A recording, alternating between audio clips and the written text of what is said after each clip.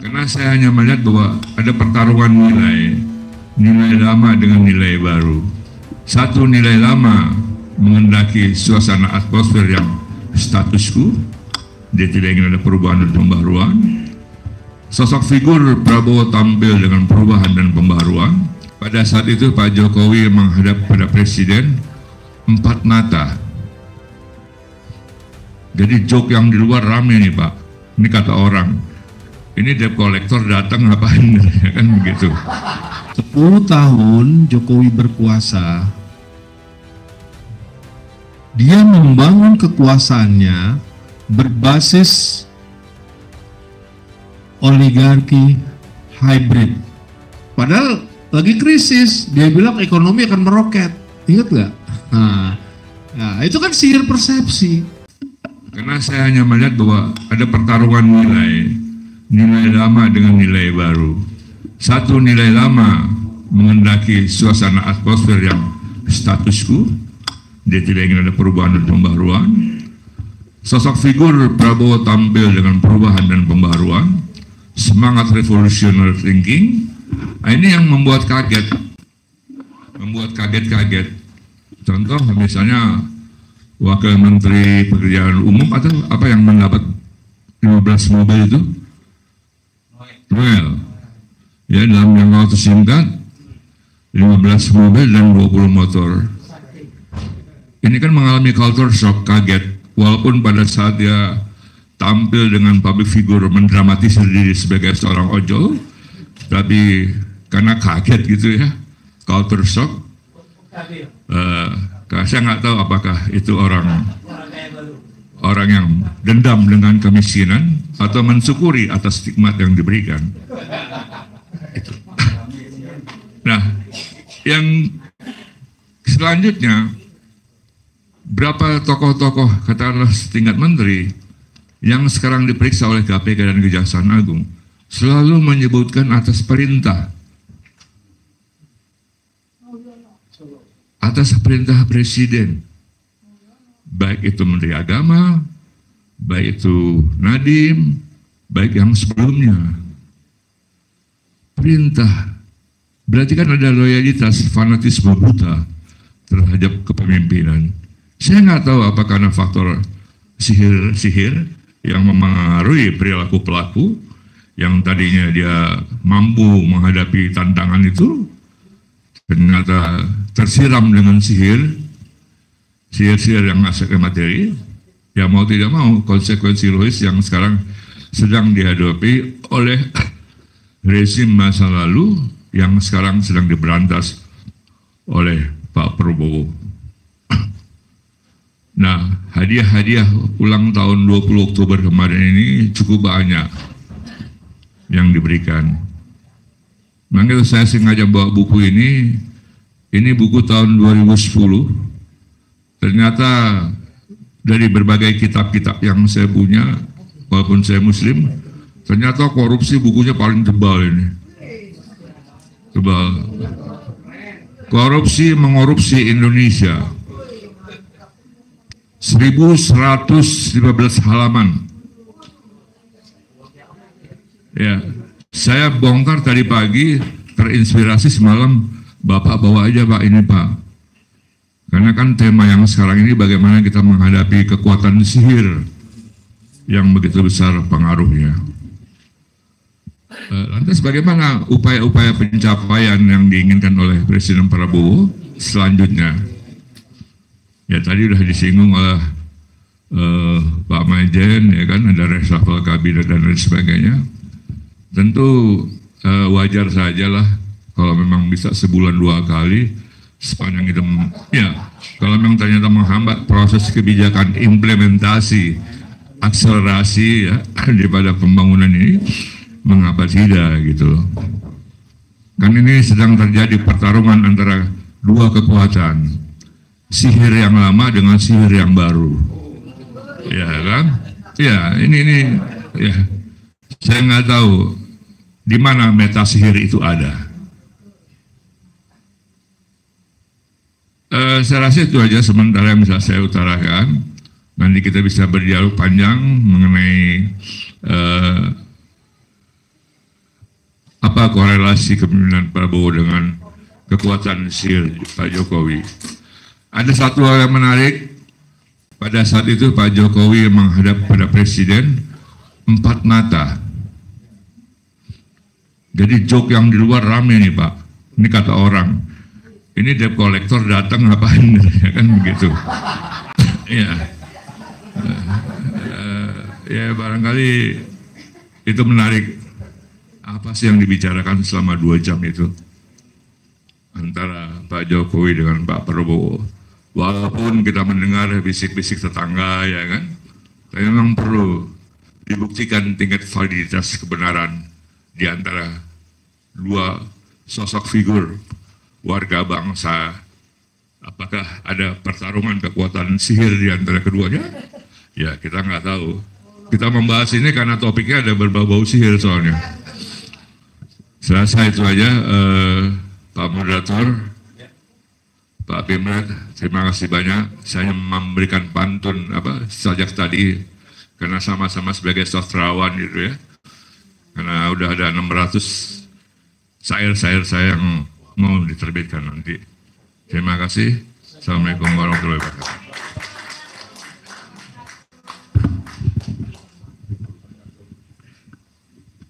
Terima kasih Pak Bogi. Itu Pak Pemret siap membacakan Pak puisi-puisi Bapak. Nanti kita akan bikin acara lagi khusus untuk membacakan puisi-puisi Bapak. Dibacakan oleh Rendra dadakan. Ya. Baik, kita ke pembicara yang ketiga, yaitu Bapak Gede Siriana Yusuf, Direktur Eksekutif Indonesia Future Studies dan Komite Eksekutif Koalisi Aksi Menyelamatkan Indonesia. Pak Gede meskipun orang Bali tapi dia Muslim, jadi jangan gimana gitu ya sama orang Bali. Silakan Pak Gede. Terima kasih. Assalamualaikum warahmatullahi wabarakatuh. Yang saya hormati Bapak Ibu yang hadir di sini maupun penonton yang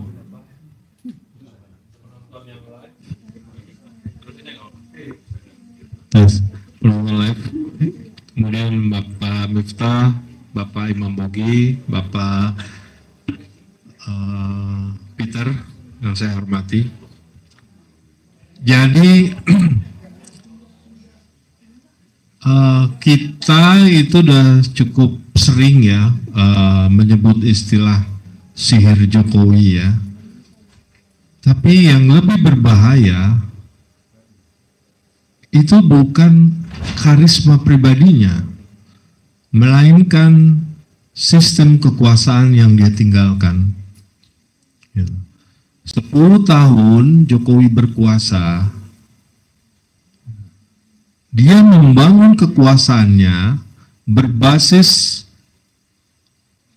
oligarki hybrid, yaitu kombinasi antara modal, birokrasi, partai politik, dan komunikasi publik. Ya. Jadi kombinasi yang sangat dahsyat, modal, birokrasi, partai politik, dan komunikasi publik. Wajah kekuasaan Jokowi itu rakyat, tapi badannya dikendalikan segelintir elit ekonomi.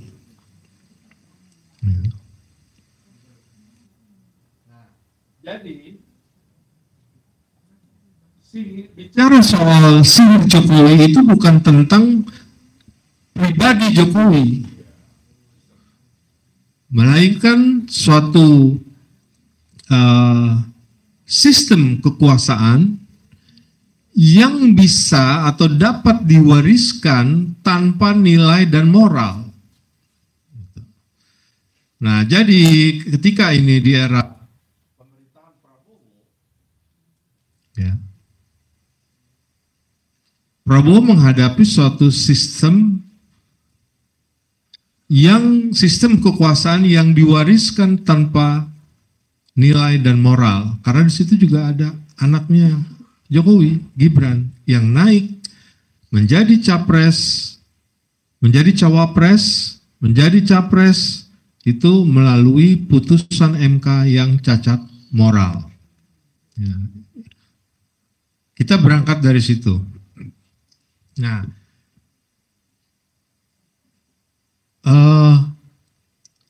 sihir Jokowi ini sangat nyata terlihat di dalam birokrasi. Ya. Mereka ini, birokrasi hari ini, ya, bukan hanya sebatas petugas administrasi, ya, tapi mereka juga penjaga kepentingan lama yang memastikan sistem kekuasaan ini berjalan sesuai pola-pola sebelumnya. Nah, jadi kalau kita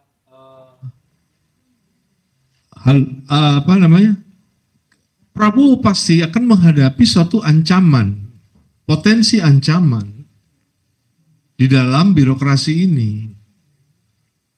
Birokrasi yang diwariskan dari 10 tahun pemerintahan Jokowi, yaitu loyalty trap atau jebakan loyalitas, jebakan kesetiaan pada sistem lama yang dapat membajak atau merusak atau menggagalkan visi dan program Presiden Prabowo. Kalau kita melihat dari capaian-capaian yang diklaim oleh Presiden Prabowo, ya kalau nggak salah itu ada 8 poin penting ya, 8 atau 9. Itu angka-angkanya masih debatable. Jadi saya sebenarnya nggak mau terlalu berdebat di angka-angka, karena itu masih debatable. Itu hanya klaim pemerintah menggunakan angka-angka yang dianggap menguntungkan pemerintah. Angka-angka yang hanya mencerminkan kuantitas, tapi tidak mencerminkan kualitas dari suatu realitas.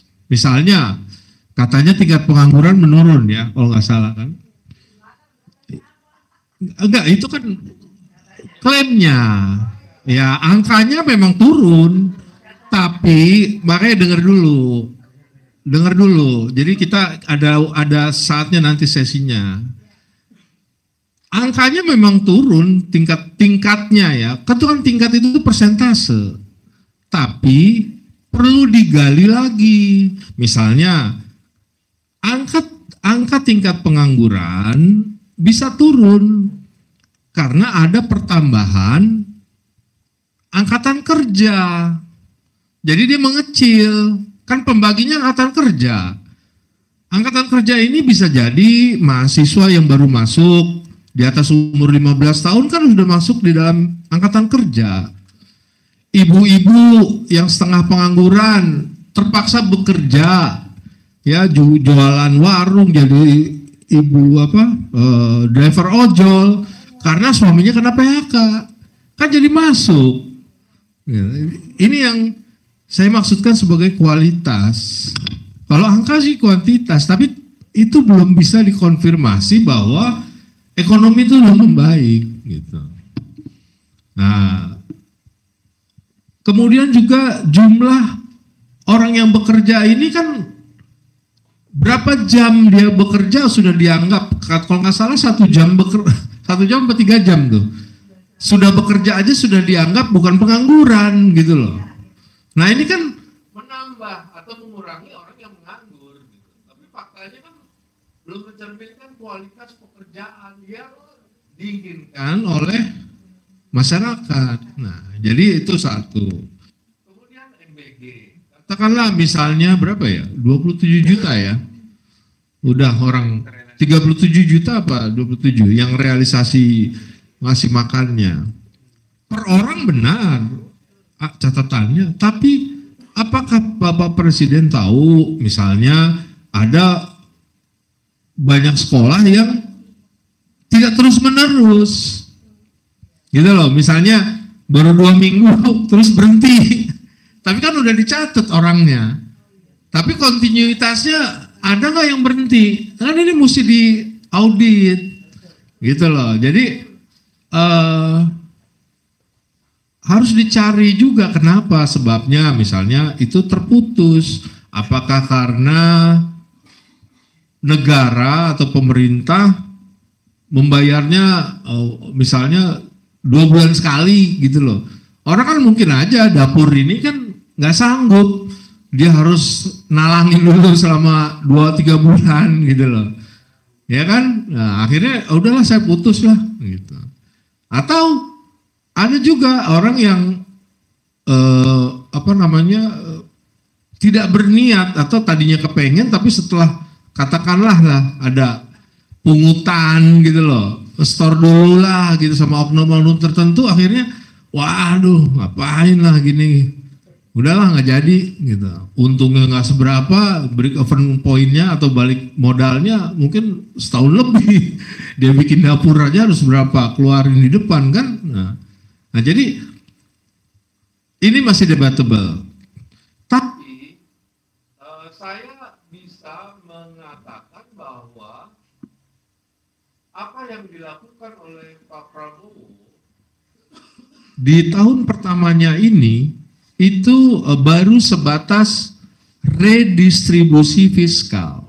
Ya, jadi uang mengalir dari negara pada kelompok masyarakat, ya lewat koperasi, lewat MBG, misalnya lewat LPDP, beasiswa dan lain-lain, atau cek kesehatan gratis. Ya. Tapi untuk menuju demokrasi ekonomi seperti yang beliau tulis di dalam buku Paradoks Indonesia, ini masih jauh. Ini baru awal. Karena tahapan berikutnya adalah Indonesia harus atau Prabowo harus melakukan redistribusi nilai tambah. Gitu. Katakanlah semua programnya ini berjalan. Ya. Tapi yang paling menikmati hasilnya siapa? Rakyat hanya kebagian subsidinya aja. Ya.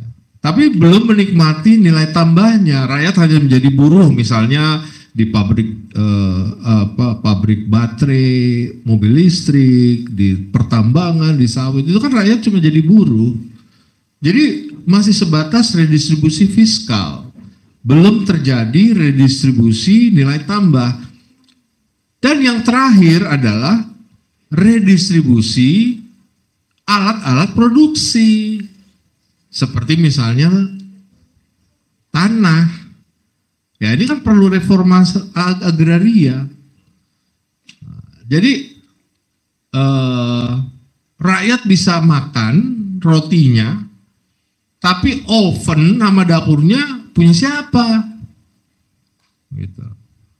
Nah jadi ini tantangan yang harus yang sangat besar.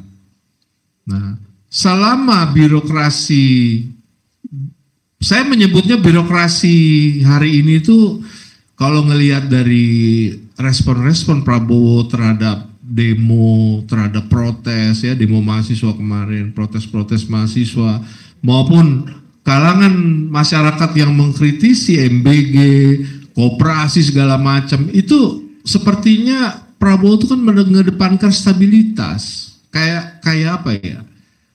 Kayak Parno lah kalau ada demo gitu. Jadi kalau gayanya seperti ini, itu yang terjadi adalah namanya stabilitokrasi. Jadi suatu kekuasaan atau pemerintahan yang pengen nyaman lah gitu loh. Pengen nyaman aja udah, lu tenang aja nih, gue kasih. Bukan kompromi. Jadi Pokoknya lu duduk diem, jangan ribut, nih gue kasih dah, pokoknya lu mau apa gitu. Tapi apakah yang dikasih itu, apakah yang menjadi keinginan rakyat? Kita kalau dalam demokrasi ini kan ada satunya, dari sisi ekonomi ada terjadi kemandirian ekonomi dan kedaulatan politik. Gitu loh. Kalau sistemnya masih dikuasai oleh oligarki, ya kita belum sampai ke sana. Nah, untuk itu presiden harus merubah birokrasi ini dari stabilitokrasi menjadi pemerintahan yang mengedepankan partisipasi publik. Tadi sudah disampaikan masukan-masukan untuk MBG. Itu adalah partisipasi publik. Sehingga kebijakan itu bukan sekedar suatu relasi yang vertikal dari atas ke bawah, tetapi juga merupakan kolaborasi dari pemerintah, artinya pemerintah pusat, publik, dan pemerintah daerah. Hari ini kita sudah memasuki otonomi daerah. Sedangkan misalnya satu kebijakan pemotongan transfer keuangan daerah kan, pemotongan TKD, kan diprotes. Nah, karena apa? Ya karena terlalu kebijakan yang sangat vertikal dari pusat kepada daerah. Ya. Pemerintah memang punya anggaran, punya konsep, tapi pemerintah daerah yang lebih tahu realitas.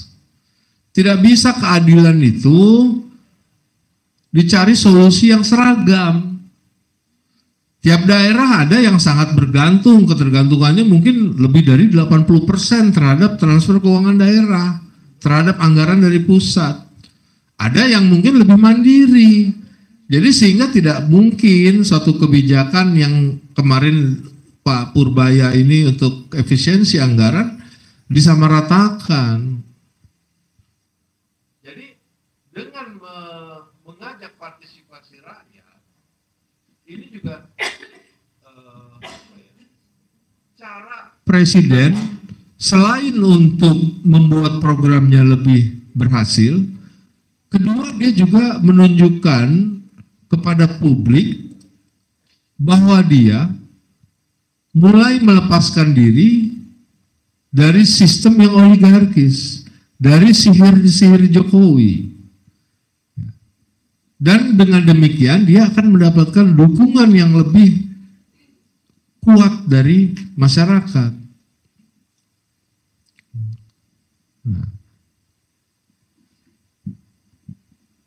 Jadi inilah yang menurut saya harus bergeser paradigma baru di dalam birokrasi. Birokrasi ini akan menentukan. Kan tadi kita bicara soal, sempat disinggung sama Pak Bobi ya, soal implementasi. Kita bicara implementasi berarti bicara birokrasi. Kalau birokrasinya masih bergaya lama, apalagi sekarang kan sudah kelihatan tuh tanda-tanda asal bowo senang. Ya, jadi bukan asal bapak senang, asal bowo senang. Gitu. Iya. Makanya terjadi kan bagaimana pelaksanaan MBG tiba-tiba muncul keracunan lah apa segala macam. Itu kan soal bagaimana laporan itu tidak detail. Nah, Pak Prabowo harus membiasakan diri untuk melihat laporan secara detail. Bahkan juga harus menangkap suara publik, gitu. Jadi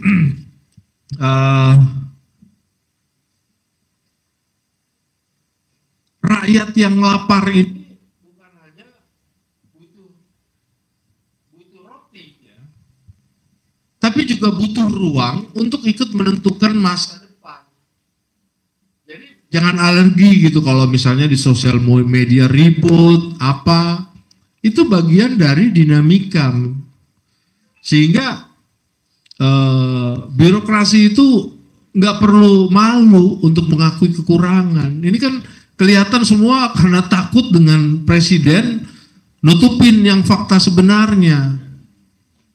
Dia harus terbuka, memberi ruang pada masukan publik. Ya biarin lah, namanya juga anak-anak kan, mahasiswa, ya rakyat itu anggaplah sebagai anaknya pemerintah kan yang diurus gitu. Ya biarin aja gitu. Ini kan kadang-kadang ada yang ngomong gini, ya termasuk presiden sendiri saya menyesalkan, misalnya dibilang apatis, dibilang pesimis terhadap masa depan, Indonesia gelap, di sini Indonesia terang. Itu menurut saya sih nggak perlu dalam komunikasi politiknya. Prabowo cukup menjawab dengan hasil. Juga termasuk Prabowo tidak perlu memberikan janji-janji bombastis. Pertumbuhan akan 7 atau 8%, segala macam yang ini. Karena dia cukup membuktikan pada rakyat, Prabowo ini ternyata benar-benar loh ngurusin rakyat. Dia udah mulai sikat oligark, dia mulai kasih anggaran untuk daerah-daerah tertinggal, untuk desa-desa, untuk koperasi, untuk beasiswa, gitu. Jadi dari situ aja rakyat tuh sebenarnya udah seneng. Walaupun belum begitu berhasil, karena ini kan baru berapa bulan jalan. Tapi rakyat udah seneng. Jadi nggak perlu nanti apa ya namanya, janji-janji bombastis atau klaim-klaim yang muluk-muluk. Malah nanti rakyat nggak seneng. Jadi komunikasinya juga harus secara jujur. Jangan seperti Jokowi. Ini kan Jokowi mainnya kan karena dia, kalau kita bicara sihir Jokowi, ya memang kayak dukun politik. Jadi ada sihir infrastruktur, ya, dari beton mau dibilang ini Indonesia menuju kemajuan, ya, dia bangun infrastruktur kan, cuma padahal beton, tapi dia mau klaim bahwa ini sudah maju. Ada sihir persepsi, ya kan, padahal lagi krisis, dia bilang ekonomi akan meroket, ingat nggak? Nah, itu kan sihir persepsi. Ada sihir narasi. Sihir narasi dengan kesederhanaan, ya kan, dia borong-borong segala macam, ya. Itu bukan hanya rakyat yang terpukau, elit politik pun terpukau gitu loh. Elit-elit politik kita jadi terpukau semua. Itu kan sihir narasi. Jadi, ya jangan diulang yang kayak begitu. Ini kalau bicara sihir itu kan bicara ilusi. Bicara ilusi, bicara manipulasi. Semua itu manipulasi. Nah ini yang harus tidak terlihat lagi di pemerintahan hari ini. Pemerintahan Pak Prabowo. Harus berkata jujur. Gitu. Kalaupun memang dia menginginkan untuk menertibkan oligarki, menertibkan tambang, menertibkan sawit, dia harus jujur juga berapa banyak uang yang disita, ya, dan tunjukkan uangnya kemana. Jadi ada transparansi dan akuntabilitas. Akuntabilitas itu tindakan yang diyakini publik sudah memenuhi rasa keadilan publik. Jadi tangkap-tangkepin dong. PPATK udah ngomong ada sekitar hampir 1.500 triliun rekening yang dicurigai, mencurigakan gitu. Ya ini kan tinggal akuntabilitas pemerintah kan ya ambil dong. Itu kan bisa untuk digunakan kepentingan rakyat. Iya. Iya, makanya ini kan yang masih kurang. Masih kurang, ya. Nah, satu hal lagi, makanya kenapa saya tidak mau terlalu reaksioner. Apalagi memberi pujian. Buat saya ini cukup on track dulu, walaupun terlambat. Karena on track itu harusnya di 3 bulan pertama. Ini baru mulai nih menuju on track, tapi belum memberikan hasil. Koperasi belum jalan, MBG juga belum ada kontribusinya di dalam pertumbuhan ekonomi. Ya bagaimana bisa kalau dapurnya yang punya polisi, yang punya tentara, gitu. Iya, ini kan artinya ada satu. Kalau kita tadi mereview program, berarti kan meredesain. Meredesain itu kan harusnya dia nggak perlu bikin lembaga baru. Lembaga apa untuk MBG nih? BGN. Iya, kan cukup ada dari Kementerian Kesehatan. Kementerian Kesehatan punya namanya Direktorat Gizi Masyarakat. Nanti ujung tombaknya adalah Puskesmas, Posyandu. Ditambah dengan Kementerian Pendidikan karena buat anak sekolah. Nah, ini yang saya khawatirkan, dia sikat oligak lama, tapi dia munculin oligak baru dari kroni-kroninya. Itu bisa saja terjadi kalau publik tidak mengingatkan. Jadi harus jelas. Ini karena banyak, jangan-jangan Rijal Khalid disikat karena ada kawannya yang mau masuk bisnis minyak. Nah, gitu loh. Jangan-jangan sawit, ya itu loh. Karena kekuasaan itu kan memang cenderung tend to corrupt. Ya, jadi setiap detik kekuasaan itu harus diawasi. Transaksi bisa kapan aja, kita lagi tidur, transaksi terjadi antara penguasa dan ini. Jadi kita kasih waktu, tapi kita juga jangan terlena langsung memberi pujian segala macam. Kita tunggu outcome-nya, hasilnya. Karena begini, ketika indikator ya, ketika Jokowi, kalau kita bicara pengaruh Jokowi atau sihir Jokowi, itu kan artinya kan kita merepresentasikan Jokowi sebagai sistem yang oligarkis. Nah, kalau Prabowo bisa melepaskan diri dari sistem yang oligarkis ini, melepaskan diri dari sihir Jokowi, itu akan terlihat dari tax ratio.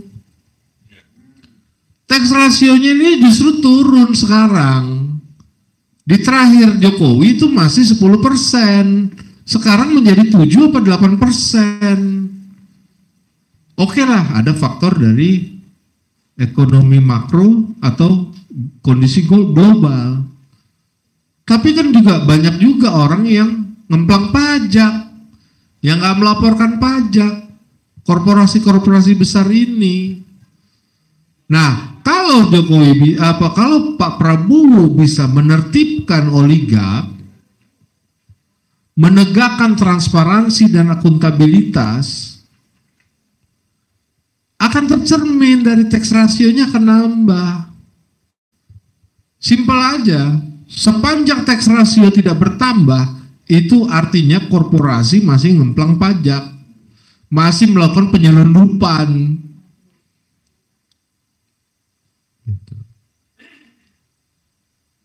Nah, terakhir saya ingin menyampaikan bahwa kita ini kan sudah lama ya hidup di dalam republik kertas. Ya, republik kertas itu artinya semua kelihatan tertib, semua SOP-nya bagus, tapi bocor di lapangan, gitu loh. Nah, jadi yang diperlukan oleh Pak Prabowo ini kepada masyarakat itu dia redistribusi fiskal, redistribusi nilai tambah, dan terakhir nanti redistribusi alat-alat produksi. Kepada birokrasi dia harus melakukan redistribusi integritas. Itu yang paling penting. Jadi orang-orang yang Jokowi yang lama, yang bermasalah, ya harus disikat, baik di kabinet, di lembaga, di kementerian, di BUMN, karena kesejahteraan itu juga tercermin dari orang-orang yang punya integritas di dalam birokrasi. Gak mungkin lah orang-orang yang gak punya integritas mau sungguh-sungguh mikirin rakyat. Udah pasti gak mungkin. Jadi jangan naif juga. Prabowo tuh gak boleh naif. Gak bisa. Kepercayaan pasar itu berpengaruh dari orang-orang yang integritas duduk di dalam birokrasi, di dalam lembaga-lembaga negara. Jadi dia harus menunjukkan kepada publik, dan itu saya yakin lah membuat rakyat lebih senang. Gitu. Rakyat lebih menagih ganti Kapolri, pecat orang-orang Jokowi dibanding nagih pertumbuhan ekonomi. Benar nggak? Rakyat lebih menagih itu. Pertumbuhan ekonomi saya masih bisa ngerti. Oh, karena globalnya lagi ini. Oh, tapi kalau pecat Kapolri udah nggak mau dengar alasan. Nah, di dalam sejarah itu ada namanya politik patricide, ya. Ada tiga situasi yang mungkin akan sama dengan yang dihadapi oleh Pak Prabowo. Misalnya Deng Xiaoping, ya. Waktu itu dia sebagai apa ya, kadernya Mao Zedong gitu ya. Tapi lama-lama dia kemudian menyingkirkan dogma-dogmanya Mao Zedong. Kemudian Putin, rahim dari kekuasaannya Boris Yeltsin.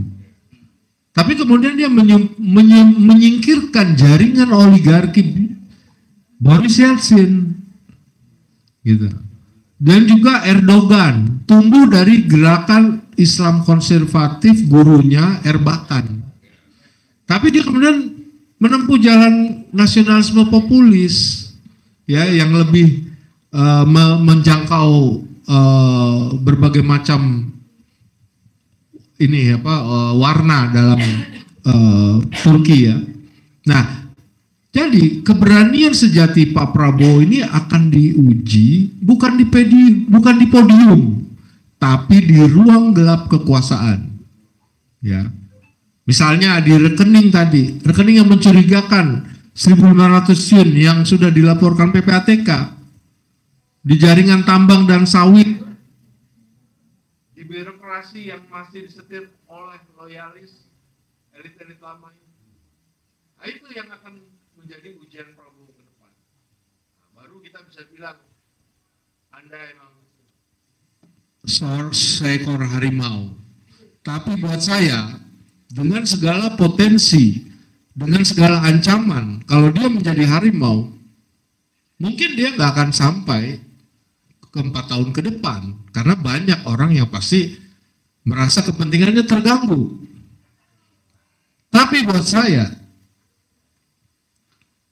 menjadi harimau hanya 1 tahun itu jauh lebih mulia daripada menjadi bayang-bayang Jokowi selama 10 tahun. Terima kasih.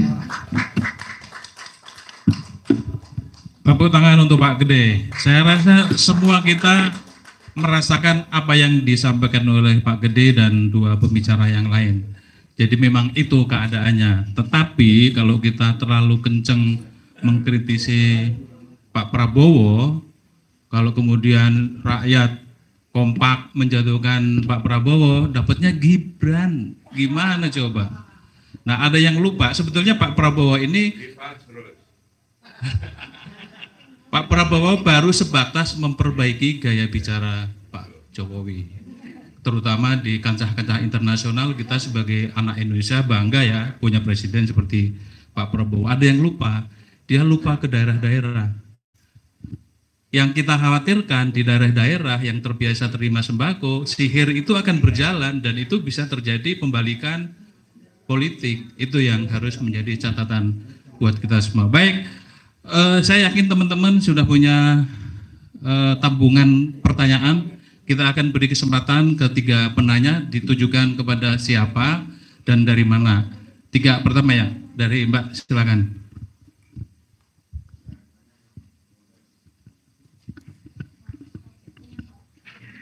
Bismillahirrahmanirrahim. Assalamualaikum warahmatullahi wabarakatuh. Oh ya. Bismillahirrahmanirrahim. Assalamualaikum warahmatullahi wabarakatuh. Pemret ini maunya deket-deket cewek aja. Bismillahirrahmanirrahim. Assalamualaikum warahmatullahi wabarakatuh. Saya Mutia dari Radar TKBM News, Pak. Kebetulan yang hari ini saya sangat tertarik karena ini kan kita media ya. Media itu kan sebagai salah satu pilar bangsa yang harusnya benar-benar mengkritisi pemerintah. Tapi seperti tadi yang dikatakan, kita tuh kebanyakan parno atau ketakutannya sendiri. Padahal kita sebenarnya nggak usah takut gitu. Karena yang kita hadapi ini juga sama-sama sedarah dengan kita di satu bangsa. Cuman yang dikhawatirkan mungkin adanya perang saudara. Itu lebih berbahaya dibanding kita mungkin perang dengan negara lain. Tapi artinya di sini pada saat saya pernah menjadi salah satu sekretaris pribadi Bu Ratna Sarumpait, pada saat itu saya mengawal beliau, memang sihir Jokowi ini sangat luar biasa. Saya pada saat itu mengawal beliau ke DPRD, beliau ingin membuka kasus mengenai Jokowi. Di sana itu beliau sudah mendapatkan data-data mengenai kebohongan Jokowi, termasuk yang 1.500 triliun tadi. Tapi akhirnya dia dihajar karena politik, dan pada saat itu saya cukup sangat mengerikan ya, karena pada saat itu Bu Ratna juga diancam keluarganya bahkan dibunuh gitu, dan itu masuk dia periode kedua. Nah, ketika kejadian itu kami sebagai salah satu yang menjadi dorongan bagi beliau pada saat itu, kan sekarang udah jatuh ya, karena beliau juga menjadi sebenarnya pada saat itu masih ada di TV One itu adalah Indonesia Lawyer Club yang dibuat oleh Karni Ilyas, dan beliau memang salah satu orang yang berani juga waktu itu berantem sama Luhut kan.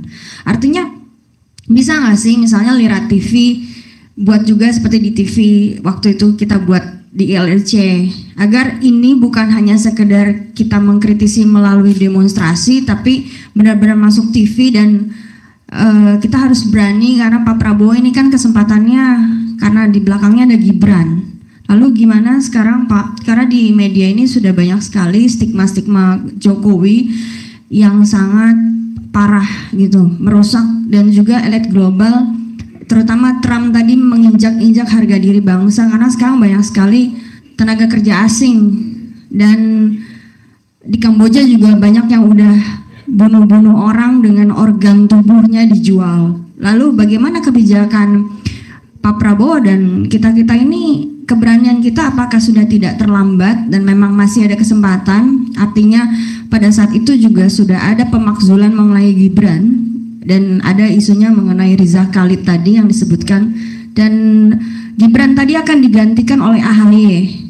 Nah itu bisa nggak kita buat gerakan, atau memang kita ini untuk anak bangsa yang lebih baik ke depan agar tidak terjadi dakjal-dakjal berikutnya. Terima kasih. Assalamualaikum warahmatullahi wabarakatuh. Waalaikumsalam. Maksudnya Bu Ratna suatu saat bisa kita undang ke sini begitu? Oke ya, kita catat ya. Berikutnya Pak Mahdi. Berdiri Pak. Terima kasih. Assalamualaikum warahmatullahi wabarakatuh. Waalaikumsalam. Dari fusilatnews.com, khususnya kepada Bapak Pimret, saya nggak bisa ngasih tanggapan karena harus dengan puisi juga gitu. Nanti diselesaikan berdua aja yang situ. Ada nomor rekening Pak. Ini Pak, saya nggak tahu nih siapa itu. Jokowi kira-kira kan kepada siapa Pak? Ditujukannya kepada siapa? Mungkin semua kali ya. Ya semua. Oke. Maksud saya gini, kan Jokowi itu terkenal menyandera pejabat gitu ya. Polisandera. Kira-kira Prabowo apa yang disandera sama Jokowi gitu? Ada nggak gitu ya? Iya gitu. Betul betul nggak tersandra ya. Lalu tadi Pak Ipti, Pak Peter, ini Prabowo menang mutlak gitu Pak ya? Menang apa? Menang mutlak gitu apa tadi? Oh, waktu pilpres menang mutlak. Oke, ya. Nggak, maksud saya di video juga itu ada apa? Kemenangan Anies waktu di quick account begitu. Iya. Itu gimana sih Pak Ipa? Saya jadi bingung kalau mutlak juga Anies waktu itu. Ya. Pak Madi terima, Pak Anies mutlak juga menangnya. Enggak, tuh berdasarkan Quick on. quick count gitu. Terus dia kan berubah jadi ke Prabowo. Kemenangan Prabowo. Lalu yang dikatakan ini Pak tadi 9 tokoh siapa Bapak ya? Ada 9 tokoh gitu, siapa gitu Pak ya? Apa Bapak ya? Pertanyaannya apa? Dari 9 tokoh itu apa pertanyaannya? Ya orangnya siapa gitu maksudnya? 9 tokoh itu. Terus gini Pak, kalau kita pemerintahan Prabowo bisa lepas dari oligarki, kan katanya duit dari Kejagung tuh banyak ya. Apakah bisa cukup gitu misalnya tanpa mengandalkan oligarki 9 naga gitu. Apakah cukup gitu? Lalu satu lagi Pak, tadi dikatakan bahwa Bapak yang ngomong tadi, kan nggak cukup duitnya disimpan di Kejagung. Itu apakah disimpan di sisanya apa disimpan di bunker Jokowi gitu Pak? Kemarin ya. Oke, makasih. Makasih Pak Made. Ya, kita sudah menangkap pertanyaannya. Berikutnya silakan Mas. Mas yang tinggi besar. Silakan ke depan.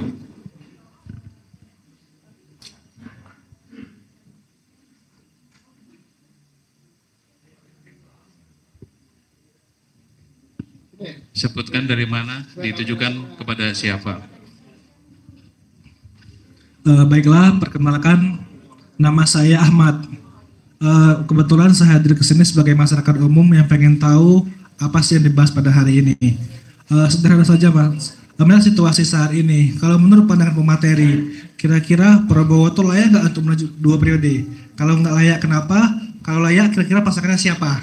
Terima kasih. Terima kasih. Baik. 3 pertanyaan pertama sudah ya.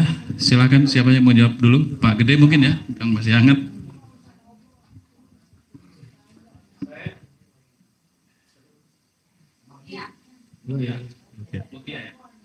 Mutia soal apa tadi?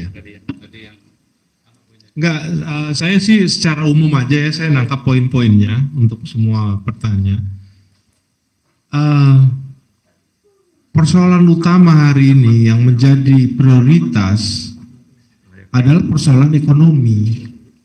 Bagaimana pengangguran terus bertambah, secara absolut bertambah, walaupun menurut pemerintah secara persentase menurun. Ya kita bisa lihatlah di sekeliling kita, dari inner circle kita, ada nggak yang udah kena? Artinya itu udah apa ya? Problem ini sudah hampir mencapai kita. Kalau kita punya kawan ada yang baru kena PHK, ada kawan atau saudara yang udah berbulan-bulan ngelamar, nggak dapat kerja, ya artinya itu udah nyata. Nah, persoalan yang harus segera diselesaikan Pak Prabowo ini sebenarnya simpel. Menurut saya nggak perlu MBG, tapi itu tadi, ciptakan lapangan kerja ini segera supaya orang yang anak-anak muda Gen Z yang baru lulus ini bisa gampang dapat kerja. Karena nggak dapat kerja, ya ujungnya jadi korban di Kamboja. Itu karena di sini susah cari kerja. Nah, kedua, petani beresin pupuknya ini benar-benar dijamin murah dan mudah. Rakyat tuh nggak muluk-muluk. sama sekolah, gimana subsidinya diperbesar? Sekolah ini adalah tanggung jawab negara untuk mencerdaskan bangsa. Jadi bukan hanya sekolah gratis di sekolah-sekolah negeri. Kalau bisa swasta pun digratisin. Jadi benar-benar orang ini sekolah udah gratis. Gitu. Ya harus, karena itu kewajiban, kecuali sekolah swasta yang mahal. Ya tapi kan ada banyak swasta yang nggak mahal juga. Yang kualitasnya mungkin di bawah yang sekolah-sekolah elit lah, yang swasta elit. Intinya negara itu harus menggratiskan pendidikan untuk mencerdaskan bangsa. Jadi 3 ini aja menurut saya udah cukup. Sediakan lapangan kerja untuk kelompok muda, ini kelompok Gen Z yang baru lulus. Buat petani, sediakan pupuk, stabilitas harga gabahnya, bahan-bahan pokok mudah ada tersedia dengan harga terjangkau, hindari impor pangan lagi. Ketiga pendidikan, menurut saya udah itu dulu lah yang ditujukan supaya ekonomi ini berjalan lagi. MBG itu kalaupun mau dilakukan, dampak MBG itu kan sebenarnya lebih long term. Kecuali benar-benar dapur-dapur MBG ini adalah dapur-dapur yang dikelola oleh masyarakat desa, bukan catering korporasi gitu loh. Jadi benar-benar berjalan itu, bahan bakunya benar-benar diambil dari petani, nelayan, peternak, dimasak oleh mama di lingkungan ini desa. Nah itu baru. Intinya adalah bagaimana pemerintah dalam waktu singkat bisa mengembalikan daya beli supaya konsumsi nasionalnya ini, konsumsi rumah tangga ini kembali. Karena fondasi ekonomi kita bukan dari manufaktur seperti Vietnam. Kita itu atau pariwisata seperti di Thailand. Fondasi ekonomi kita adalah konsumsi rumah tangga. Jadi ketika orang nggak punya duit, daya beli menurun, ya otomatis ekonominya lemah. Nah, kalau ini lambat, maka gejolak sosialnya juga berpotensi meningkat. Jadi nggak usah muluk-muluk dulu, cukup 3 aja itu diperhatikan oleh Bapak Prabowo. Nah, kembali lagi kepada tadi tentang merubah stabilitokrasi menjadi pemerintahan yang mengedepankan partisipasi publik. Gaya Prabowo pemerintahannya hari ini masih stabilitokrasi. Dia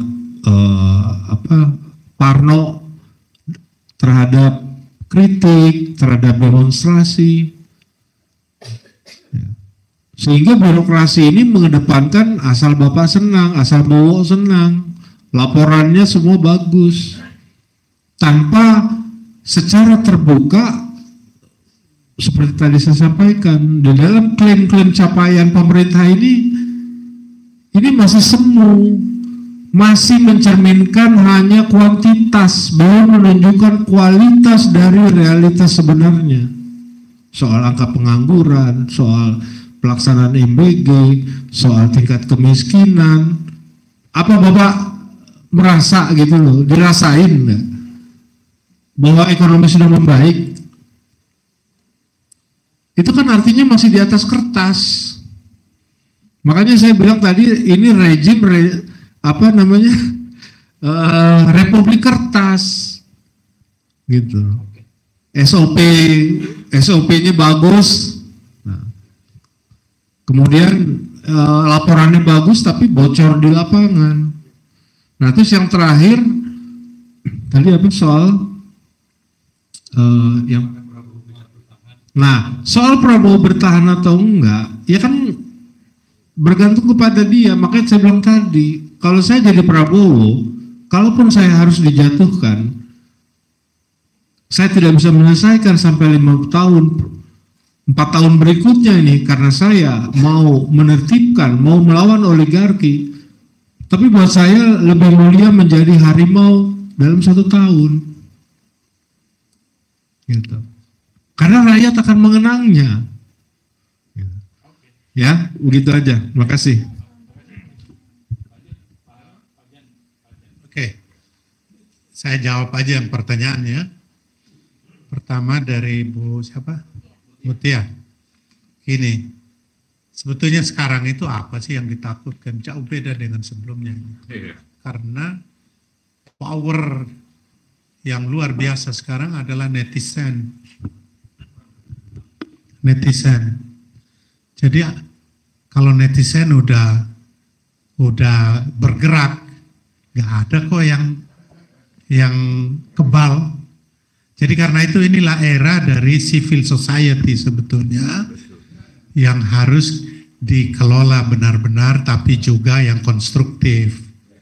Dalam arti menjatuhkan dalam kaitan karena kebencian, saya kira bukan itu yang bangsa inginkan.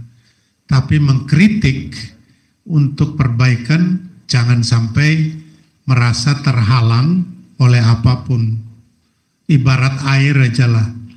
Air itu adalah kekuatan, orang lihat air tenang, tapi kalau dia udah bergejolak, gedung yang paling hebat pun itu rata. Itulah kira-kira civil society. Dan saya setuju tadi permintaan Lira TV coba tampil lah gitulah.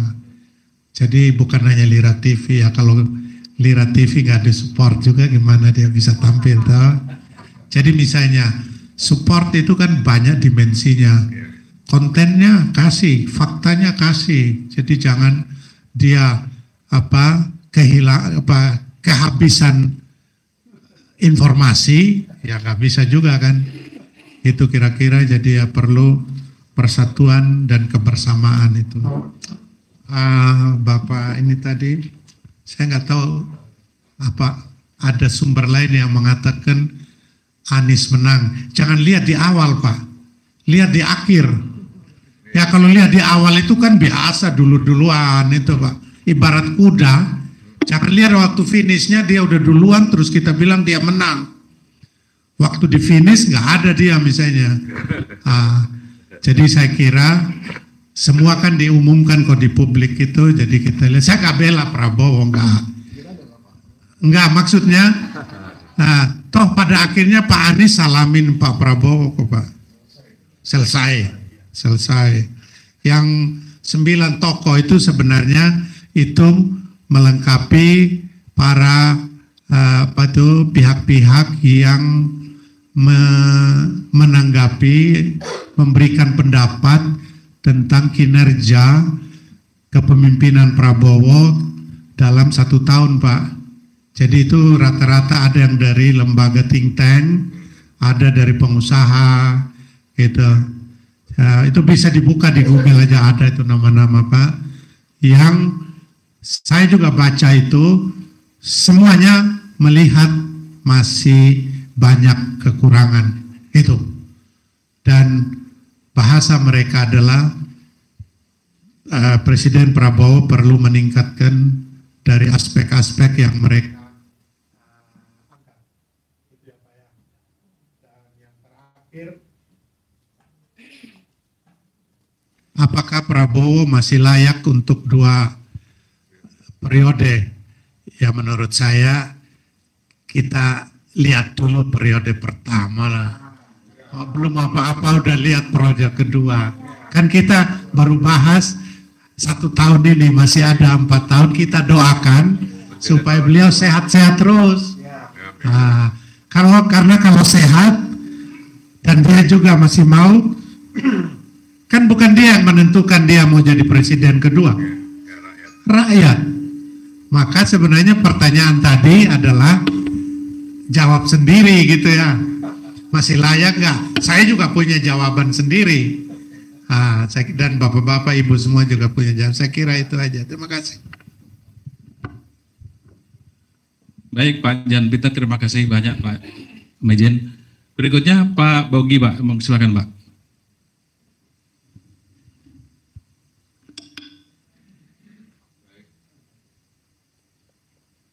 Terima kasih. Kita menyadari memang dari 2014 sampai 2024 itu tidak mudah, karena begitu besar ya kan jaringan birokrasi yang mengental dari 2015 sampai 2024, dan itu tidak bisa kita hindari. Sementara kepemimpinan Pak Prabowo ini baru 1 tahun, bagaimana menghadapi jaringan birokrasi yang begitu kental, mulai dari presiden, wakil presiden, menteri, gubernur, bupati, wali kota. Jadi wajar berbagai kendala yang dilakukan oleh Pak Prabowo ini. Namun demikian bukan berarti itu menjadi hambatan atau tantangan. Kalau dalam dunia pertahanan keamanan itu ada ancaman, tantangan, hambatan, dan gangguan. ATHG ya Pak ya. Nah ternyata semua itu dilakukan oleh Pak Prabowo. Yang kita perlu sadari bahwa begitulah tipologi Pak Prabowo. Seorang yang egaliter, populis, dan dia selalu menyapa terhadap siapapun juga. Cerminan refleksi kepemimpinan ini terbawa sampai dia sebagai seorang presiden. Nah oleh karena itu, dan dia tidak orang yang anti terhadap unjuk rasa. Bahkan setiap unjuk rasa pun dia hadir, dia dekati maunya apa. Tapi jangan merusak. Seperti 17+8 itu satu gerakan yang amat anarkis, simbol-simbol, lambang-lambang kenegaraan, termasuk semua objek-objek umum itu hancur rata. Itu luar biasa, masif sifatnya, gedung-gedung pemerintahan dan lain sebagainya. Unjuk rasa itu biasa, ada undang-undang unjuk rasa kok. Bahkan presiden menyatakan silakan demonstrasi. Berikan pikiran-pikiran yang konstruktif, kasih masukan, tapi jangan merusak dan anarkis. Berulang-ulang gedung-gedung negara dia bilang, yang hancur dan terbakar. Contoh di Jawa Barat, Bandung, di Semarang. Apakah itu yang mau kita lakukan? Ini unjuk rasa ya kan, atau unjuk bakar, kan gitu.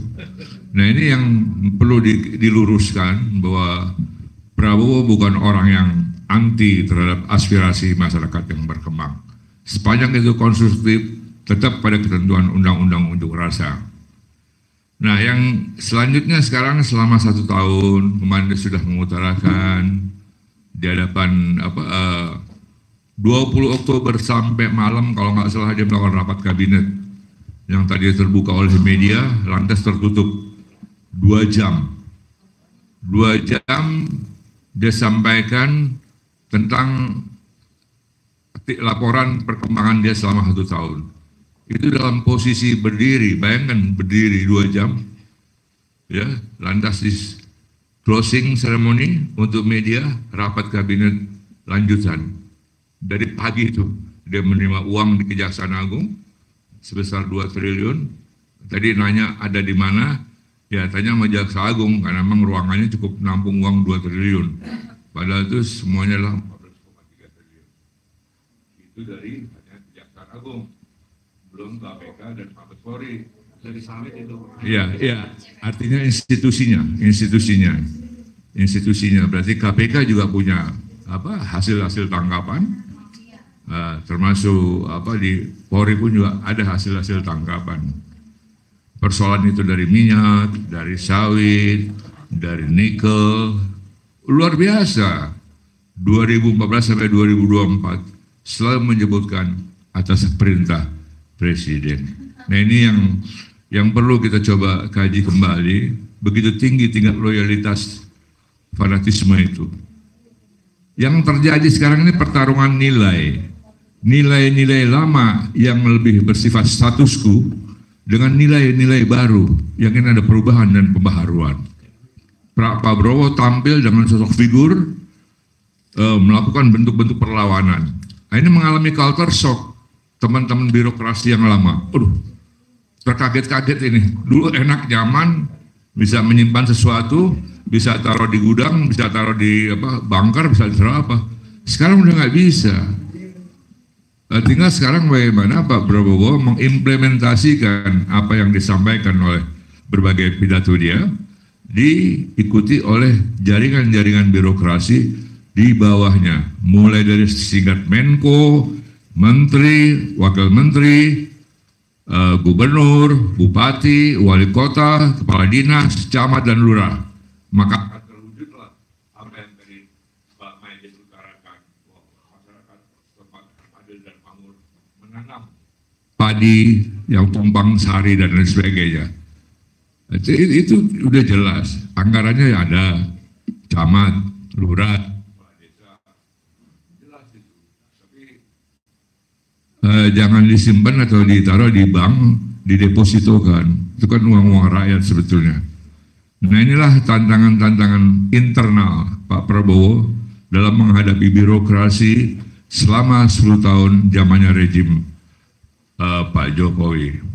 Nah, yang kedua, masalah konstelasi politik internasional, kita menyadari bahwa 2 periode 2015 sampai 2024 Indonesia itu dalam posisi bagian terkecil dari dunia, tidak pernah tampil di dalam dunia internasional, bahkan dalam forum-forum PBB tidak pernah hadir, di ASEAN pun juga demikian. Tapi sosok Pak Prabowo dengan keberanian, dia datang ke Hongaria, ke Kanada, Brazil, bahkan sekarang masuk di dalam BRICS, Brazil, Rusia, India, China. Kok ke sana Indonesia? Karena kita dasarnya politik luar negeri yang bebas dan aktif, menjaga balance of power, perimbangan kekuatan antara kekuatan Amerika dan Eropa yang barat dengan kekuatan timur. Politik luar negeri Indonesia inilah yang Pak Prabowo membawa misi ke depan agar Indonesia ada dalam posisi balance of power, perimbangan kekuatan. Kita nggak tahu tanggal 26 Oktober besok Pak Prabowo hadir dalam di Malaysia, ya kita lihat juga nanti bisa nggak mengangkat harkat dan martabat sebagai warga bangsa di dunia internasional seperti layaknya pada masa-masa zaman dulu. Dan saya itu masalah-masalah internasional yang terkait mengenai Ratna Sarumpait. Memang saya ikuti juga perkembangannya pada saat itu, bagaimana dia diakomodasi dan lain sebagainya. Ya nggak tahu pada akhirnya bagaimana. Sempat berkomunikasi, saya nggak tahu dulu yang sering WA saya itu ajudannya siapa nggak tahu, cuman udah lupa itu.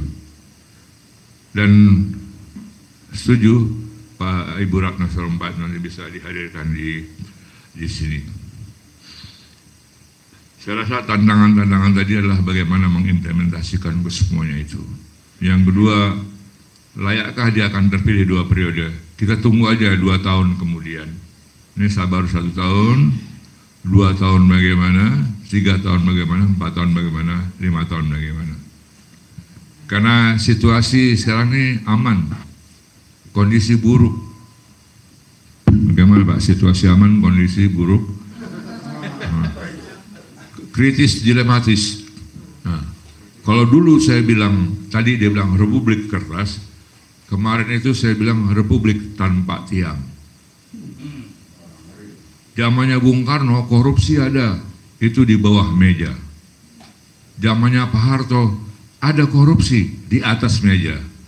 Zamannya Pak Jokowi meja-mejanya di bawah. Jadi hasilnya inilah korupsi mengkorupsi Indonesia. 1115 halaman. Saya aja baru baca pengantarnya aja. Semoga Pak Prabowo itu terinspirasi dari hasil kita diskusi pada hari ini untuk menghilangkan konstruksi berpikir bahwa korupsi harus dia berantas atau tidak. Kalau tidak, maka dia akan tergilas dengan apa yang dia sampaikan itu. Sekarang satu lagi Pak, Purbaya sama ekonomi Indonesia. Purbaya ini lagi diancam lagi. Dan saya udah bilang tadilah pertarungan nilai. Nilai-nilai lama sekarang ini terganggu, mengalami culture shock. Yang dulu hidupnya dengan nyaman, tenang, tertib, bisa lifestyle, menunjukkan tas yang bagus, bisa memperlihatkan kendaraan yang mewah-mewah, pada saat itu suatu kebanggaan. Tapi sekarang tidak. Suruh periksa uangnya, nggak ada. Adanya di mana? Ada di pembantu, ada di security, ada di banyak ya kan. Dan orang-orang gitu semua nomor rekeningnya, uangnya besar-besar. Uangnya besar-besar. Itu urusan nanti dari PPATK yang menelusuri uang itu. Saya rasa itu aja sementara yang bisa saya utarakan.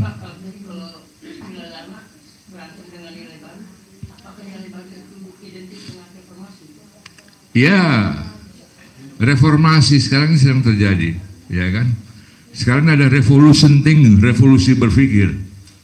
Yang dulu hidupnya nyaman, ya tenang, absensi PSN pada saat itu cukup diwakili, sekarang tidak. Contoh sekarang tidak kan? Orang pulang kerja pegawai negeri nggak lagi tolong-tolong mengabsenkan kan tidak. Nah itu contoh. Nah orang-orang yang dulu hidupnya nyaman seperti itu dengan sistem, maka dia mengalami culture shock. Sekarang pun sedang terjadi culture shock. Pertarungan nilai lama dan nilai baru. Prabowo tampil dengan sosok figur perubahan dan pembaharuan, sementara rezim yang 10 tahun itu mengalami iklim suasana kondusif yang lama, status quo. Jadi terkaget-kaget lah.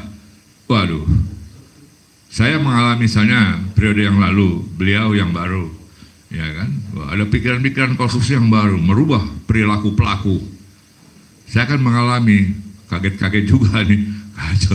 Ya, harus mengikuti irama perubahan dan pembaharuan atau bertahan dengan nilai-nilai lama.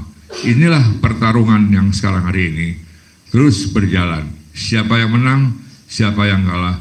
Yang jelas perubahan dan pembaharuan akan terus berjalan sebagaimana pada masanya. Nilai lama akan tenggelam pada akhirnya. Itulah yang bisa kita lihat bahwa setiap manusia ada zamannya, setiap zaman ada manusianya. Semoga yang dulu saya utarakan republik tanpa tiang, sekarang menjadi republik tegaknya merah putih. Terima kasih. Baik Pak Bukui, terima kasih. Masih ada, kita kasih satu sesi lagi ya, pertanyaan. Ya Ibu, dan belakang, 3 ya Pak, itu ya. Oke, 3 ya, silakan Bu. Sini aja.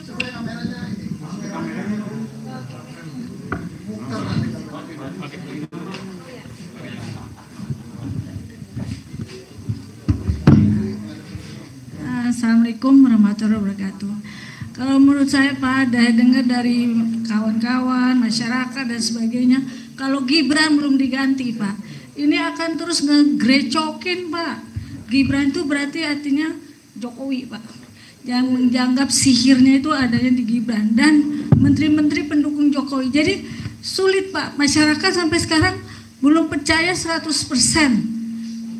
dengan kepemimpinan Prabowo. Karena dengan seperti yang dibilang Pak Gede akan nilai dan moralnya itu karena dia memasang wapresnya adalah Gibran.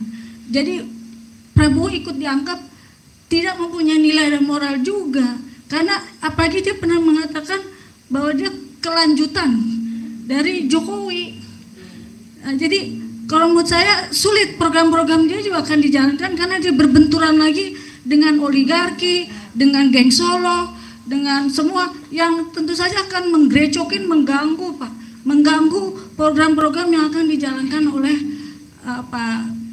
Pak Prabowo. Jadi Prabowo pemerintahannya ya masih kurang dipercaya Pak sama masyarakat, karena masih ke bawah-bawah pemerintahan yang lama, masih ada sihirnya, masih kuat banget. Itu apakah itu yang dimaksud sihir dalam pidato? Demikian Pak. Ya, terima kasih Pak. Terima kasih Ibu. Biar ini. Berikutnya maju ke depan. Yang tadi. Ya. Tadi dulu yang belakang. Bapak ketiga. Dari mana disebutkan Mas? Assalamualaikum warahmatullahi wabarakatuh. Nama saya Abu Sultan Al-Kafi dari Suwarna Channel, Pak. Kebetulan tadi yang paling menarik adalah kepada Bapak Maijen ya.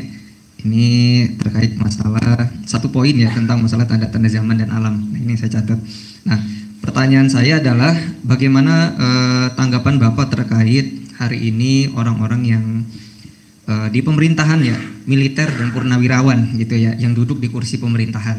Nah, satu yang menjadi sebuah pertanyaan bagi saya, kenapa tidak orang-orang yang berkompeten gitu, artinya orang-orang yang memang dia ahli dalam sebuah bidangnya gitu. Nah, walaupun kita memang tahu militer ini adalah sebuah organisasi yang paling kompatibel gitu, karena memang di dalam sebuah organisasinya sangat lengkap terkait ketaatan, terkait kemandirian pangan dan lainnya ya. Organisasi paling lengkap lah dibandingkan organisasi-organisasi yang lainnya. Nah, kira-kira pandangan tanda-tanda zaman dan alam baik dahulu dan sekarang dari Bapak terkait purnawirawan dan militer yang masuk pemerintahan, apa bisa membuat pemerintah hari ini bisa lebih membaik lagi? Itu aja dari saya. Terima kasih. Ya, terima kasih. Assalamualaikum warahmatullahi wabarakatuh. Waalaikumsalam warahmatullahi wabarakatuh. Ketiga, Mas, silakan.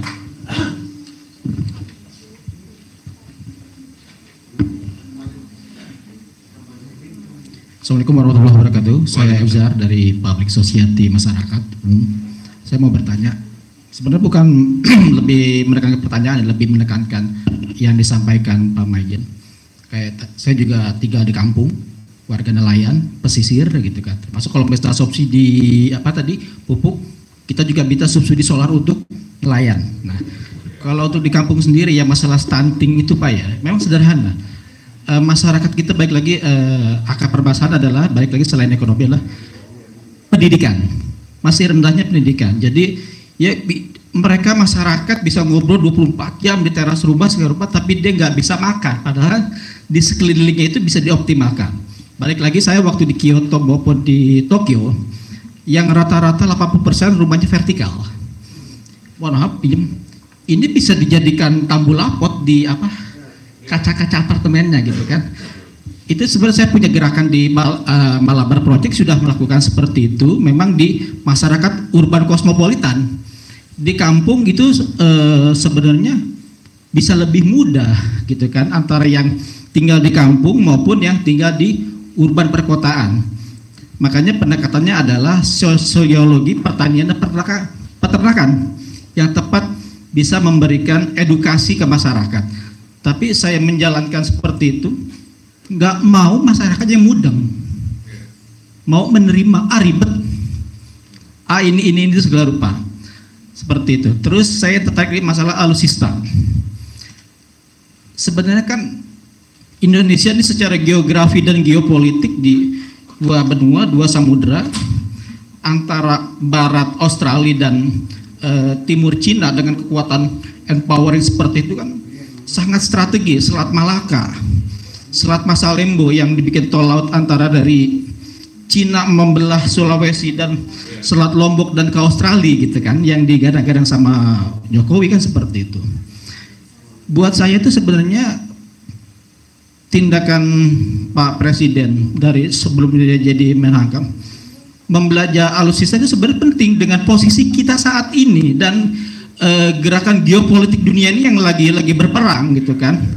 Jadi kalau di parlemen mengatakan, DPR mengatakan anggaran berapa sebenarnya itu kita nggak boleh.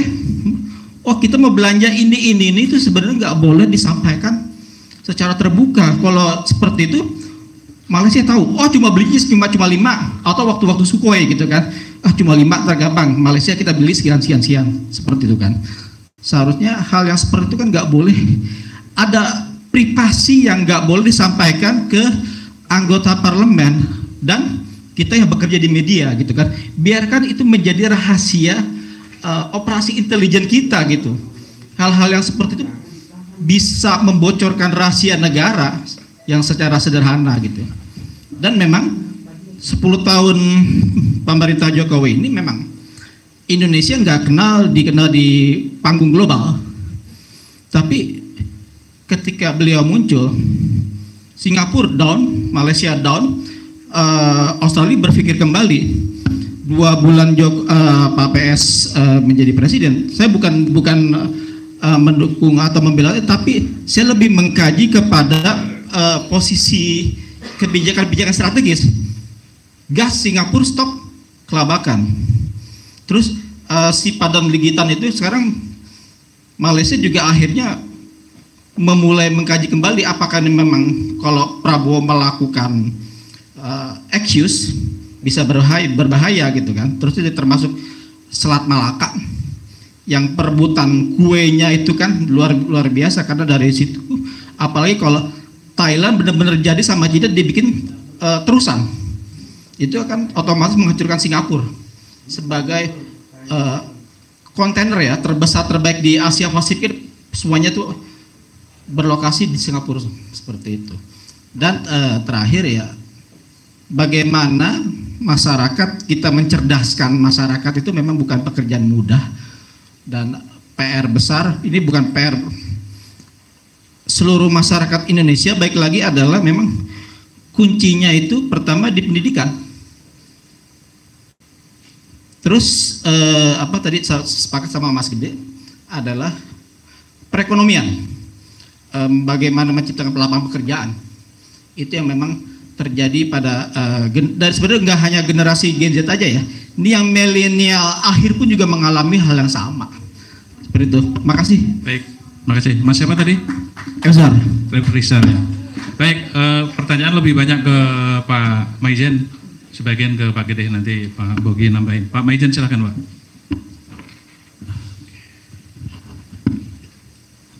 Ya, tapi saya singgung juga sedikit mengenai Gibran ini. Nggak apa-apa. Jadi ini kita bicara rileks aja. Saya salah satu yang ketika Gibran disodorkan, terlepas dari dia cacat hukum atau enggak ya, tapi setelah dia akhirnya maju, berarti masalah hukum selesai kan gitu ya. Nah, tapi masih ada kelompok-kelompok yang terus tidak puas. Saya kok malah berpikirnya gini waktu itu,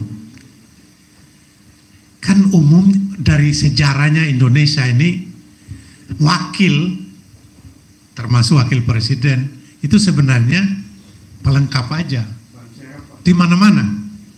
Sehingga contoh aja, ada bupati, wakil bupati, akhirnya juga selesai gitu, bubar di mana-mana itu.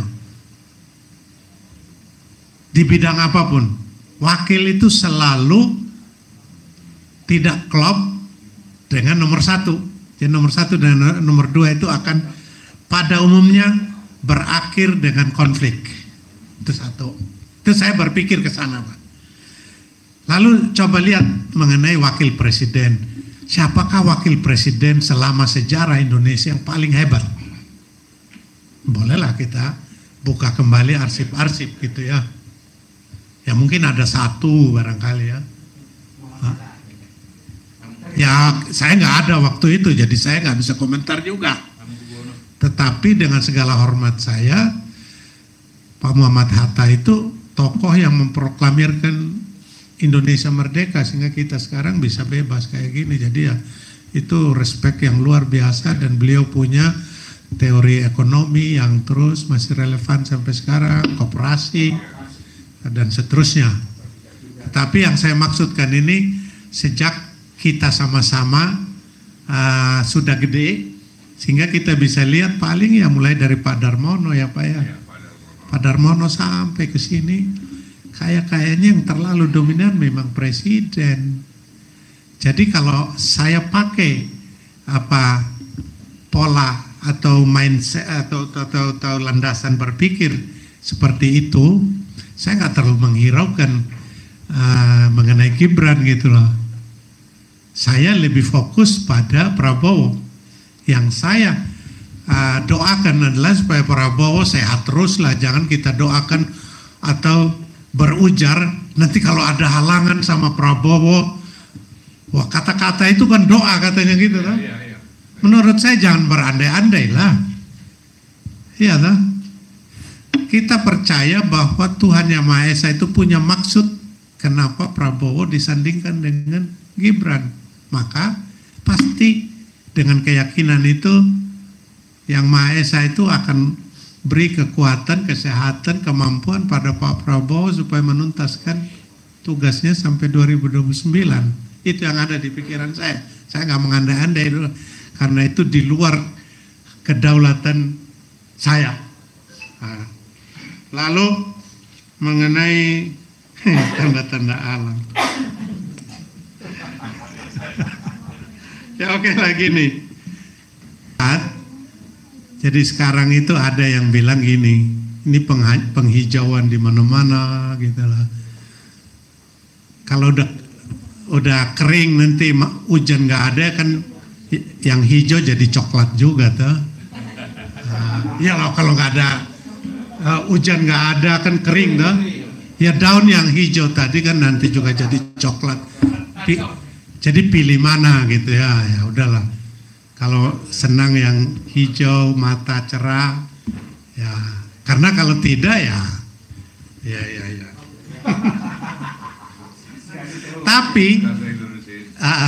Tapi dalam praktek-praktek kepemerintahan memang ditemukan kolusi atau nepotisme positif di dunia.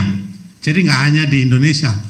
Jadi misalnya presiden menempatkan orang-orangnya karena itu yang dia yakini, dia tahu dari kecilnya bersama-sama dengan mereka, apakah tadinya anak buahnya, loyal dan sebagainya, sehingga keyakinannya itu menuntun dia bahwa kalau dengan orang ini target saya bisa tercapai dan bisa lebih cepat tercapai.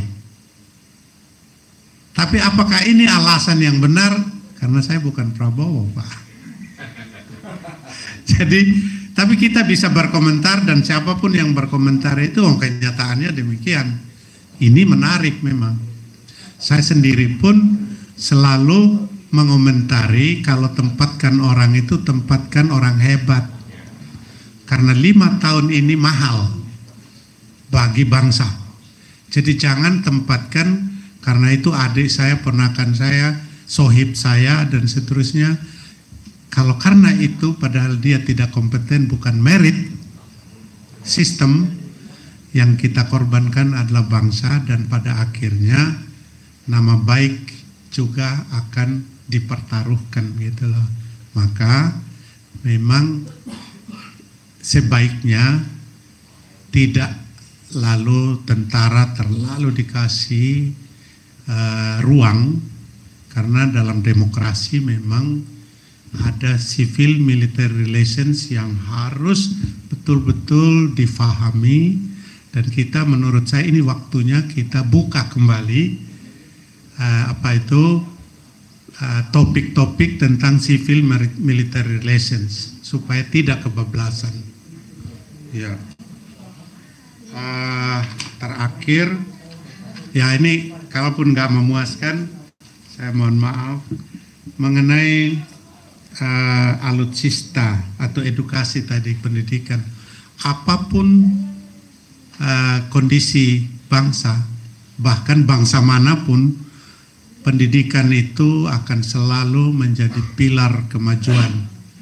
Persoalan kita justru terletak pada challenge, tantangan iliterasi bangsa, masyarakat, yang hanya bisa diatasi dengan pendidikan. menjadi jauh lebih kompleks karena pendidikan sekarang itu berbasis atau diperhadapkan dengan kenyataan global era digital yang tidak bisa lagi pakai cara-cara analog. Maka pendidikan itu mau tidak mau harus ada, bukan transformasi mungkin tidak cukup karena akan sangat lambat. Harus ada percepatan, akselerasi di bidang pendidikan supaya kita cepat catch up. Jangan sampai kalau memang mau jadi negara maju itu 10-15 tahun mendatang itu kelihatan perubahan. Jadi pendidikan penting. Nah, itu yang menjadi kelemahan dari sekitar 60-70 bahkan 80% penduduk Indonesia, karena tersebar dari Aceh sampai Papua sana, yang tingkat human capital indeksnya kita itu sangat rendah.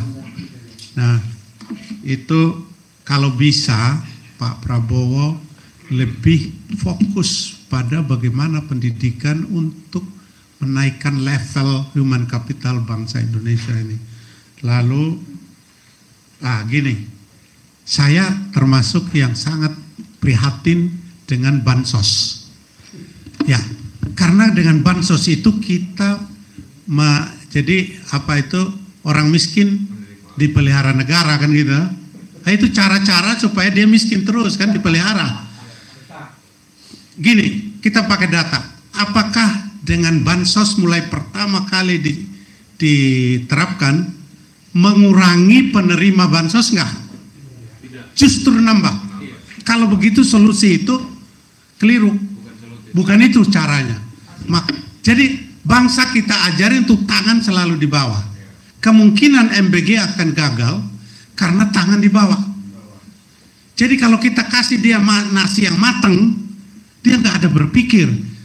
Kita yang susah hidupnya dulu itu pulang dari sekolah nggak ada nasi yang matang.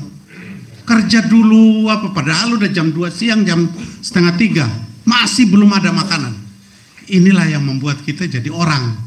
Karena merasakan pedihnya susah itu, akhirnya mulai berpikir kalau gak serius kita akan jadi orang terbelakang gitu loh. Kalau dikasih manja, ini dengan nasi gratis ini dikasih manja, tidak ada ahli yang mengatakan orang yang dimanja itu berhasil. Jadi lebih baik rubah, mumpung belum terlalu lama. Dan terakhir alutsista, ini berat soalnya makanya terakhir. Gini Pak, sampai jadi dari Presiden Soeharto praktis urusan pertahanan nomor 2 atau nomor 3. Karena masa itu politik itu di tangan pemerintah. Sehingga stabilitas itu bisa diwujudkan. Nggak ada protes, stabil. Karena stabil lalu kita tidak terlalu memerlukan kekuatan pertahanan. Padahal waktu itu sudah ekonomi cukup baik, mestinya waktunya memikirkan kekuatan pertahanan. Akibatnya kekuatan pertahanan kita itu sangat merosot, dan begitu Pak Gus Dur, Pak Ibu Mega, waktunya kan nggak banyak. Zaman Pak SBY yang juga 10 tahun ternyata juga tidak, karena baru selesai krisis moneter. Sehingga antara recovery ekonomi atau membangun kekuatan pertahanan, itulah yang menjadi dasar munculnya istilah minimum essential force. Jadi kekuatan yang sangat minimum karena kemampuan negara belum cukup untuk membangun kekuatan pertahanan yang standar. Nah, begitu masa Jokowi, kekuatan minimum masih dilanjutkan, ternyata sampai selesainya beliau hanya 65% dari target MEF yang bisa dicapai. Nah, dan itu termasuk zamannya Pak Prabowo jadi Menteri Pertahanan, sehingga separuh dari masa Pak Prabowo Menhan itu ada akselerasi. Dan Presiden Jokowi memberi ruang kepada Menhan untuk bisa melakukan modernisasi kekuatan pertahanan yang terus hari ini dilanjutkan. Hanya kalau kita melihat trajektori yang sekarang ini, ada satu pertanyaan. Apakah doktrin pertahanan berubah? Karena doktrin pertahanan kita adalah defensif aktif. Dengan punya kapal induk, artinya kita Blue Ocean Navy, Blue Ocean. Artinya di luar ZEE, nggak ada kapal induk itu yang beroperasi di dalam, nggak ada. Nah, apakah kita mau ke sana? Tanda-tandanya bisa, karena fighters kita perkuat angkatan udara dengan pesawat-pesawat fighter yang baru 2 aspek. Tapi aspek yang lain tidak mencukupi. Bahkan yang terjadi nambah 500 batalion. Wah, ini bertentangan dengan era. Karena negara-negara di dunia adalah downsizing. Mengandalkan teknologi, bukan zaman Napoleon lagi. Kita malah bertambah ini ya. Jadi agak sulit juga kita memberi jawaban, karena kenyataannya di saat membeli fighters, kapal-kapal perang yang canggih, rudal pertahanan darat tidak terlalu banyak. Yang menjawab defensif aktif tadi itu malah condong ke ofensif. Tapi kita uangnya nggak cukup. Satu pesawat tempur kalau mau beroperasi 1 jam aja diterbangkan itu antara 500 juta sampai 1 miliar satu pesawat. Ada yang lebih dari 1 M. Apakah punya uang? Apakah angkatan udara punya uang? Jadi ya itu Mas. Tetapi dengan begini memang dari sisi deterrence naik. Pertanyaannya adalah sampai kapan kita bisa mempertahankan kemampuan, jangan sampai nanti declining itu aja sih, karena mahal sekali.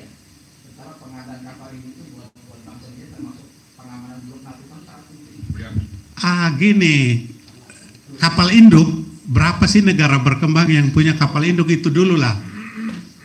Australia aja nggak punya, uangnya banyak dia. Thailand beli baru, bukan bekas. Akhirnya hanya nice to have. Nice to have itu sebenarnya saya nggak butuh. Tapi biar ada gitu supaya orang lihat, wah hebat ya punya ini gitu. Beli. Tapi kebanyakan parkir di hanggar kalau itu pesawat di pelabuhan. Jadi saya tidak melihat urgensi kalau betul jadi membeli kapal induk. Lebih baik kapal-kapal yang mobilenya dari sini ke mana, Kalimantan, ke Sulawesi, ke Ambon, itu jauh lebih diperlukan. Terima kasih. Baik, terima kasih Pak Majen. Pak Gede, ada pertanyaan tadi dari beberapa. Silakan singkat dan padat. Pertama soal impeachment Gibran, ya kan seperti kita ketahui bahwa dari kelompok purnawirawan sudah mengajukan surat ke DPR, ya. Tetapi prosesnya kan sampai sekarang masih belum jelas, ya. Nah ini harus dilihat bahwa seperti tadi di awal saya ngomong bahwa 10 tahun pemerintahan Jokowi itu dia membangun kekuasaannya berbasis oligarki hybrid, ya, yaitu kombinasi antara modal, birokrasi, partai politik, termasuk tadi saya lupa bilang polisi, ya, dan pencitraan atau komunikasi publik. Nah, artinya di sini kita bisa melihat bagaimana partai politik kita sebenarnya itu adalah menjadi salah satu biang masalah. Nah, partai politik kita ini dalam menghadapi impeachment Gibran ini, itu mereka mengukur, mereka pragmatis, sehingga mereka saling berebut siapa nih nanti penggantinya. Ada berbagai nama. Oh kalau ini gue nggak mau. Nah, itulah yang menyebabkan proses dari tuntutan purnawirawan TNI ini mandek, gitu. Karena ya itu tadi mereka punya kepentingan. Nah, seperti tadi Bapak Bugi ngomong soal revolusi berpikir. Nah inilah bahwa budaya politik kita selama ini adalah feudalism dan patriarki, patron. Nah, sehingga orang termasuk rakyat, partai politik maupun masyarakat itu terjebak dalam figur, gitu. Sehingga muncul kalau hari ini mengkritik Prabowo jatuh, Gibran akan naik. Jadi seakan-akan rakyat nggak boleh mengkritik Prabowo. Apakah memang sedemikian mudah kalau Prabowo terus dikritik terus jatuh terus Gibran bisa naik? Bisa ribut. Bisa ribut ini nasional. Jadi kalau kita lihat ya kan pendukung Jokowi aja kan banyak. Awalnya dukung Jokowi terus sekarang berbalik. Ya karena mereka terjebak figur. Oh jangan kritik ini nih. Oh ininya Anies misalnya. Kita harus mulai setia pada gagasan, pada nilai, pada sistem. Jadi gagasan atau nilai yang memperbaiki sistem. Nah dengan demikian kalau sistem itu berubah, sistem itu memungkinkan untuk diterapkannya nilai-nilai dan moral, maka masyarakat itu sudah terbiasa sehingga transparansi dan akuntabilitas itu bisa jalan. Di negara-negara demokrasi yang sudah maju, rakyat itu tidak terjebak dalam figur, sehingga dia mengedepankan transparansi dan akuntabilitas. Nggak peduli siapa presiden, yang penting lu jelas nggak kebijakan lo, anggaran lu dipakai buat apa aja, pajak gua buat apa ini, gitu. Sekarang kan orang takut, jadinya oh janganlah nanti ini nih. Nah, jadi kita udah terjebak sama figur. Nah harusnya itulah dibilang revolusi berpikir itu, rakyat itu harus setia pada gagasan, pada nilai dan moral. Itu yang harus terbiasa. Banyak kan kita lihat juga tadinya relawan-relawan lah yang akhirnya berbalik, oh begini gue udah dukung. Itu karena mereka terjebak pada figur. Apakah kita akan terus mengulang gitu. Nah yang kedua adalah soal tadi alutsista. Nggak mungkin hari ini itu pemerintah, negara manapun itu menyembunyikan anggaran. Karena apa? Setiap negara tuh mengeluarkan surat utang. Utangnya ini investor yang beli itu pengen tahu, ini anggaran gua uang gua ini gue beli surat utang dipakai buat apa aja. Makanya kenapa setiap negara punya rating tingkat utangnya. Utangnya dipakai produktif, dipakai beli senjata, atau dipakai subsidi, gitu. Jadi nggak mungkin. Bahkan kalaupun memang memungkinkan atau dibuat itu, pabrik senjatanya kan ada di luar negeri, dia go public, dia punya laporan. Misalnya Amerika beli drone dari Turki, ya Amerika nutupin misalnya dari Kongres, tapi perusahaan drone Turkinya kan bikin laporan keuangan ke publik. Gue jual sekian ke negara ini pasti ketahuan. Yang mungkin bisa ditutupi adalah kualitasnya, kemampuannya. Misalnya kayak kemarin perang antara India Pakistan. Pesawat Pakistan yang dibeli dari Cina bisa jatuhin pesawat India yang buatan Prancis. Tapi itu masih KW-nya, mungkin KW2, KW3-nya yang nggak dijual sama Cina. KW1-nya, KW supernya itu ya dia simpen. Kalau buat perang ya gue belum paling unggul. Paling itu gitu. Jadi memang tidak mungkin untuk menyembunyikan di dalam era transparansi dan akuntabilitas pemerintah ya dalam konteks good governance. Terus kemudian kedua, tadi soal yang di Jepang contoh gitu. Ya saya setuju dengan pendapat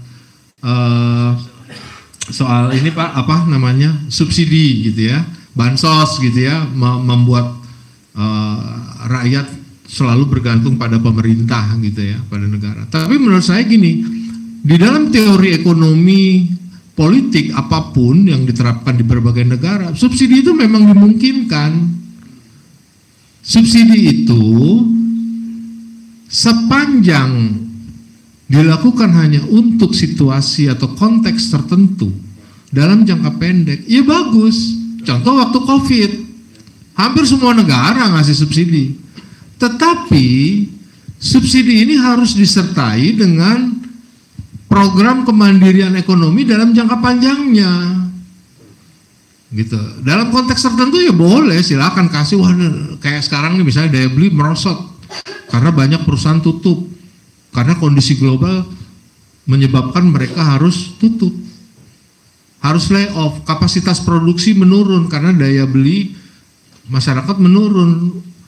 Otomatis di PHK. Tapi ini sebenarnya ini bagus untuk meningkatkan subsidi. Rakyat dikasih duit lah, semua yang nganggur 7 juta yang nganggur ini dikasih 2 juta sebulan aja.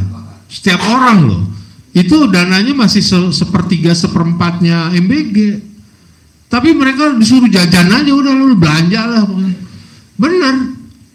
Itu dilakukan aja selama 6 bulan. Ekonomi membaik kok. Perusahaan akan kapasitas produksinya yang tadinya idle akan naikin kapasitas karena permintaan meningkat. Dia rekrutmen karyawan lagi. Gitu. Tapi bukan berarti terus-terusan begini. Ada satu program untuk jangka panjang kemandirian ekonomi, gitu. Nah, jadi ini tetap menurut saya yang terakhir apa tadi? Enggak, ini kembali lagi yang soal tadi yang masalah militer dan sipil gitu ya. Menurut saya intinya adalah semua kembalikan kepada tupoksinya. Secara proporsional. Polisi di mana? Batasannya apa? Tentara di mana? Eksekutif di mana? Legislatif di mana? Yudikatif di mana? Ini kan udah campur baur. Gitu. Ya, kembalikan lagi dalam konteks good governance. Jadi polisi hanya sebatas untuk katakanlah pelayanan masyarakat, ketertiban masyarakat secara umum. Tentara dalam pertahanan misalnya. Jadi bukan polisi ngurusin ladang jagung, panen jagung. Kemarin kan begitu kan? Ngurusin MBG, bikin dapur. Gitu. Nah, ya udah, jadi semua harus profesional. Jadi birokrasi yang rasional. Di situ ada efisiensi, anggarannya modern, menggunakan teknologi digital. Kedua ya, dia harus bisa efektif karena dia profesional. Itu saja, cukup. Udah. Baik, terima kasih.